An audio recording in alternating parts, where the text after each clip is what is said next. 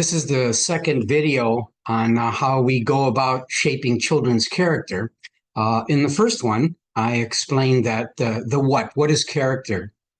It's the aggregate of all the habituated virtues that have transpired over a child's life, maybe well into their teens, the things that are habits, good behaviors that have become habits. You put them all together, that's a person's character. It can be positive, it can be negative, but it's the result of all these behaviors being habituated and becoming who you are.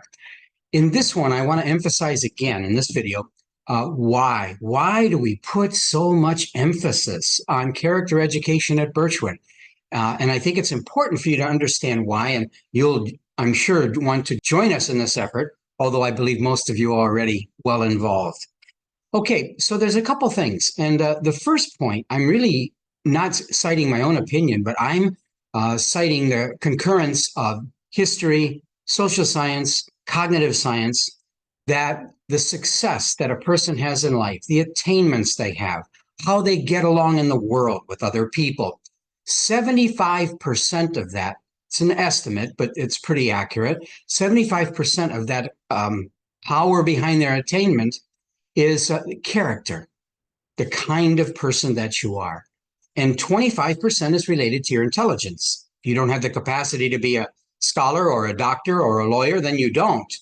But your ability to be those things is only 25% your natural ability, and 75% is your character, work ethic, all the things that go into that. Doesn't it make sense? You have to focus on that in school. It's just as important as learning to read and write and do mathematics.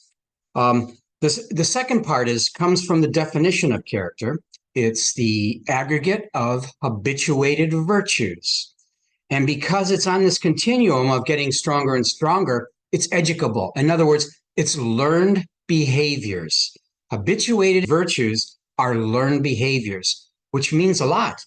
Then surely, just like we teach children to read, we teach them to write, we teach them to do mathematics systematically by curriculum, we should understand that learning, having good work habits, exercising self-control, learning to choose what is the right decision, being a grateful person, that too can be trained and it can be learned, which again emphasizes, my goodness, why wouldn't we do that in school? Or at least make it a very, very important part of what we do. The third has to do with happiness. My goodness, we all want our children to be happy. And most of the time, we kind of look at external factors as to whether or not they'll be happy, the places they go, the things we let them do, the parties they attend. But here's the thing about character development. When you are aiming at cultivating children's virtue, there's an assumption that that is actually a part of who they are from birth. They have the potential to be hardworking, to be disciplined, to be compassionate, to show gratitude and humility. That is a part of who they are.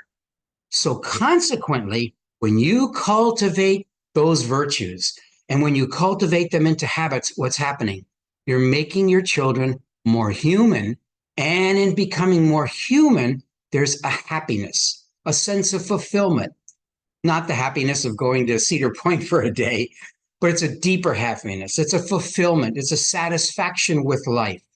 And so again, I want the children at Birchwood, I want my own children to be happy, and I will do fun things with them. I'll take them to enjoyable places, give them the food they want and the treats that they want, but I cannot take my eyes off cultivating these virtues at school, in the classroom, at home, in my living room, that those virtues are growing. They're being habituated. And guess what? That produces the happiness inside a child, even growing into their teens and young adulthood. The fourth reason is pretty important too.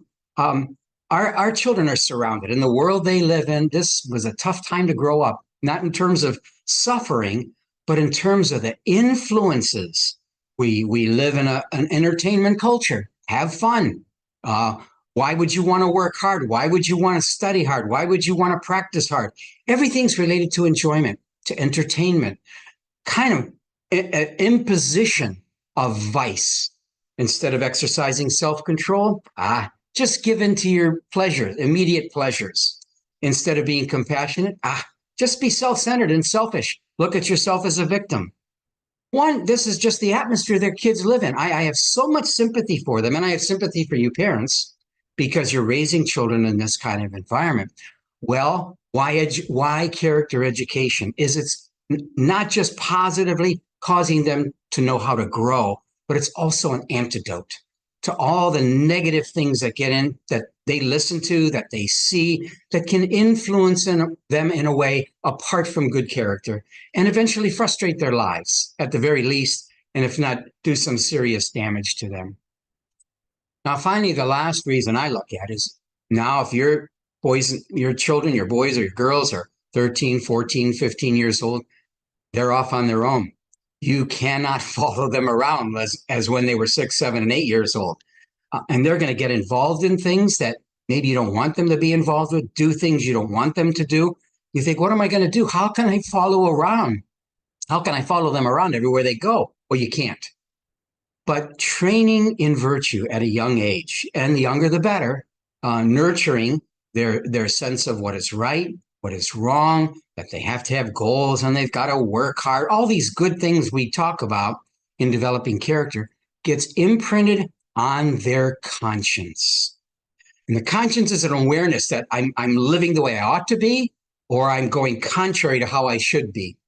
So when they're away from you, they may misbehave. They may not live with the goals you want them to have.